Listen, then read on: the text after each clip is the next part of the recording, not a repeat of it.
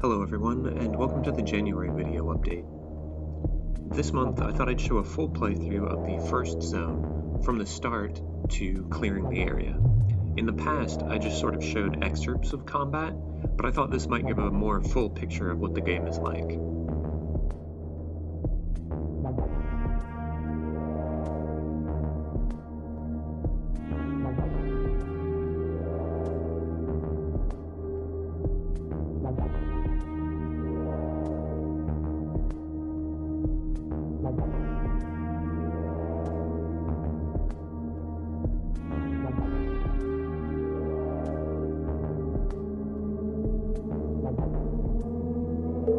One of the big gameplay changes this month was that I increased the view distance and field of view globally for both player characters and enemies.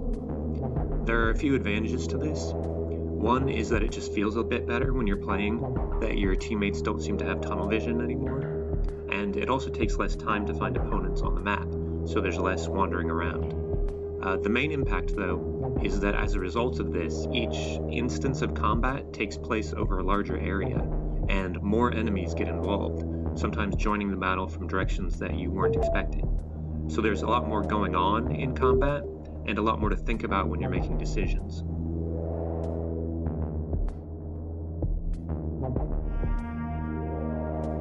I've also put the finishing touches on the day-night system, reducing visibility at night unless there's a light nearby.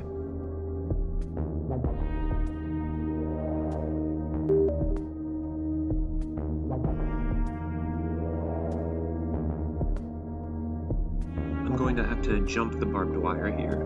Normally I would cut it down, but my melee character's starting knife actually isn't powerful enough to do the job.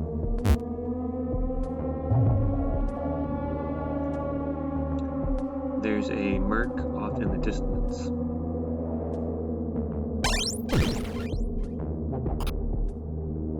Got an interrupt off on me.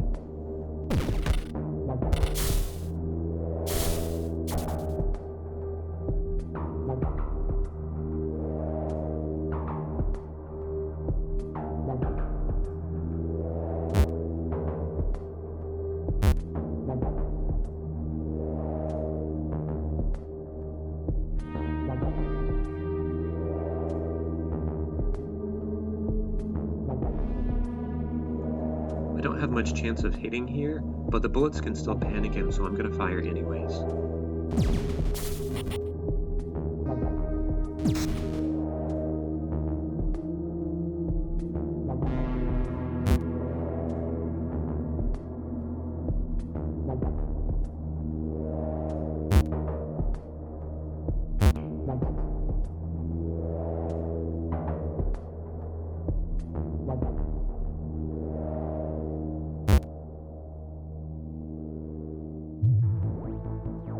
A second guy just out of view.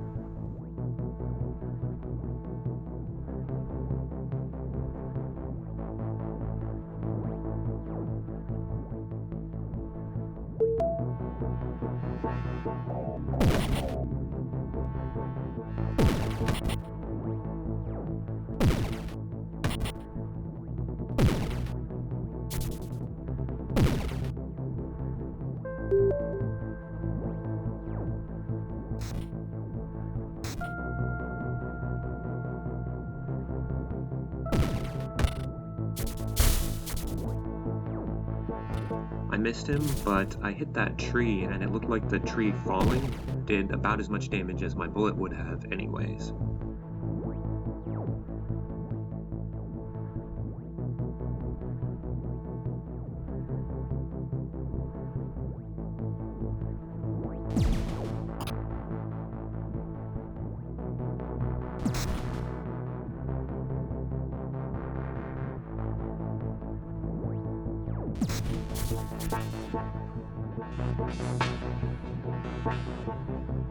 The tricky thing here is that I have enough time to kill one of these guys with melee, but then the other one will almost certainly blow me away on their turn. So I'm actually just going to move to a safer place.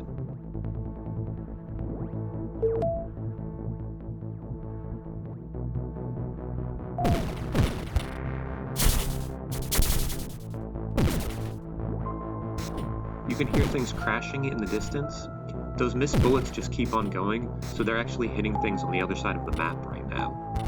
So my adventurer got panicked anyways, and then it looks like he's running right into the exact situation I was trying to avoid. My only hope is to use my other 2 squad members to save this panicked guy.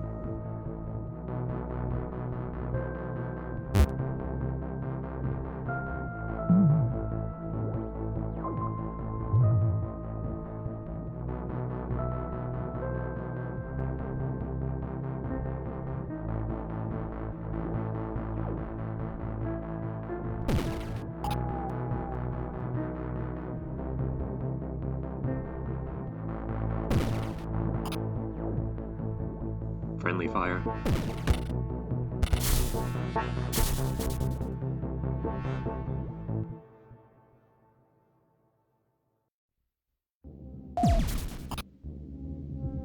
I managed to panic that merc, which means that he'll run away instead of turning around and blasting my adventurer to death.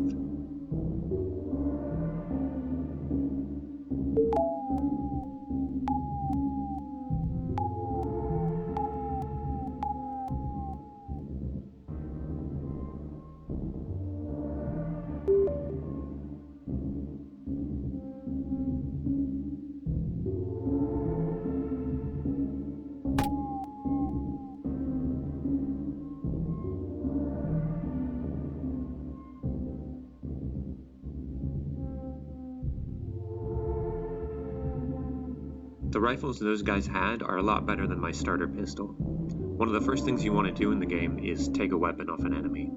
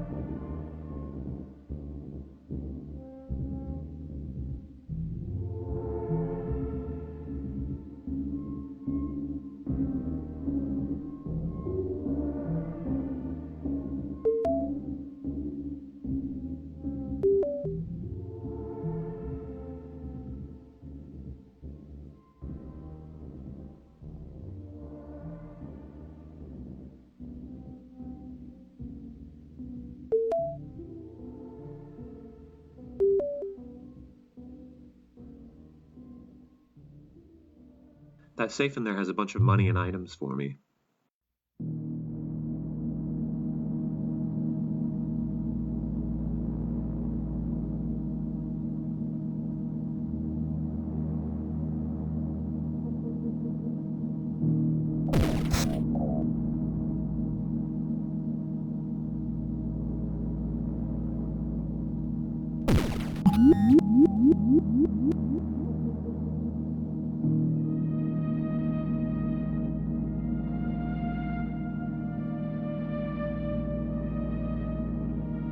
This guy needs some mental so he doesn't panic so easily. Going without any points in health is pretty risky, so I'm going to deal with that now. I'll give him a point of mental too.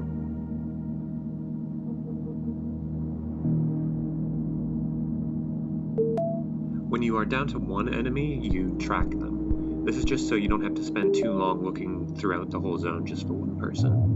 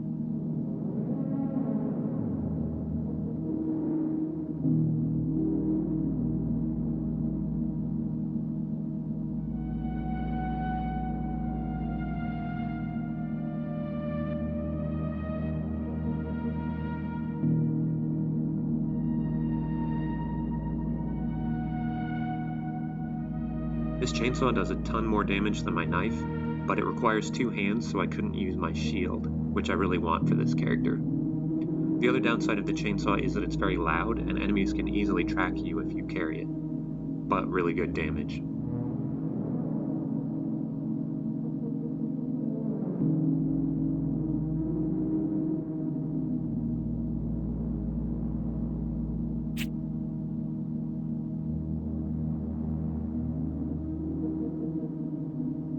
I've also added some new functionality for peaceful zones and cleared zones, where the rest of the party will follow the actively selected character when they move.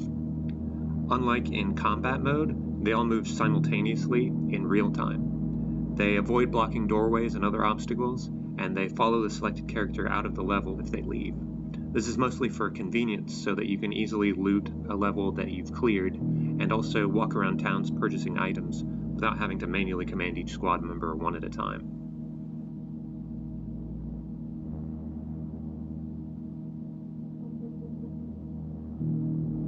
The fuel is ammo for the chainsaw and later the flamethrower.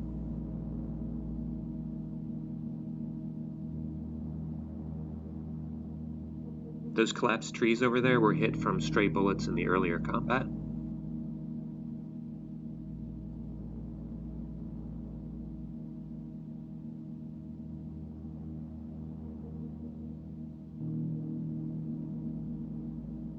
We now head south from the rainforest to the shantytown where your nightmares come to life.